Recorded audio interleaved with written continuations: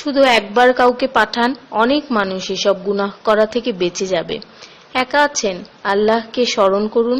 কষ্টে আছেন, মুহাম্মদ ও আলে মুহাম্মদের উপর দরুদ পড়ুন। মন খারাপ থাকলে ইয়া হাইয়্যু ইয়া কাইয়্যুমও পড়ুন। টেনশনে থাকলে ইয়া রাহিমও পড়ুন। ফ্রি থাকলে মেসেজটি ফরওয়ার্ড করুন, হে আল্লাহ, আমার উপর এবং তোমার নবীর উম্মতের সকল সদস্যদের উপর তোমার রহমত বর্ষণ করো, আমিন।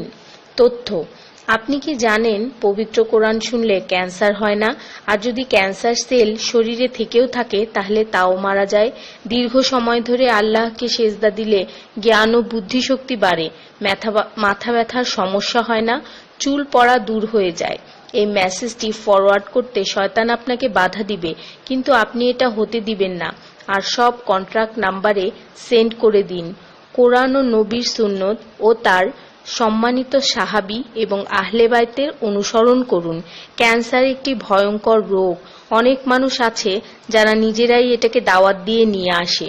ছোট অথচ সাধারণ কিছু পদক্ষেপ গ্রহণ করলেই এই রোগ থেকে বাঁচা যায়। বেশিরভাগ মানুষ খাবারের পরপরই পানি পান করে নেয়।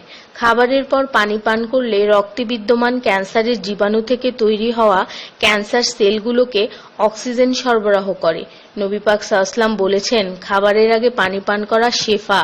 খাবারের পরপরই পানি পান করা কলেরা রোগের কারণ। তাই সর্বোত্তম হলো খাবার শেষ করার কিছুক্ষণ পর পানি পান করা। তিনি আরো বলেছেন, 1 চিমটি লবণ খেয়ে খাবার শুরু করো আর 1 চিমটি লবণ দিয়ে খাবার শেষ করো।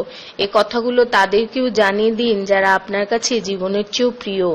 যদি কোনো ব্যক্তি ঘুমানোর সময় 21 বার বিসমিল্লাহির রহমানির রহিম পড়ে, আল্লাহ তখন ফেরেশতাদেরকে হুকুম দেন এই ব্যক্তির প্রতিটি নিঃশ্বাসের বদলে নেকি লেখা হোক। আপনার মোবাইলে যত নাম্বার সেভ করা আছে তাদের সবাইকে এটা ফরওয়ার্ড করুন, আর তখন দেখবেন কত মানুষ আপনার কারণে বিসমিল্লাহ পড়ছে। শেফা আর শেফা। রোজ একটা করে আপেল, নো ডক্টর। রোজ 4টা বাদাম, নো ক্যান্সার। রোজ একটা লেবু, নো ফ্যাট। রোজ 1 glass milk, no bones problem. রোজ 12 গ্লাস পানি, নো স্কিন প্রবলেম। রোজ 4টা খেজুর, নো উইকনেস। রোজ 5 ওয়াক্ত নামাজ, নো টেনশন। রোজ কোরআন অর্থসহ তেলাওয়াত, happy and happy. So don't stop forward please. স্কিনের জন্য অজুর পানি, হার্টের জন্য কোরআন তেলাওয়াত, স্বাস্থ্যের জন্য নামাজ, আর খুশি থাকার জন্য আল্লাহর জিকির করুন। জেনে রাখবেন, ভালো কথা প্রচার করা সৎকার সমতুল্য, সাথে 30 লাখ নেকি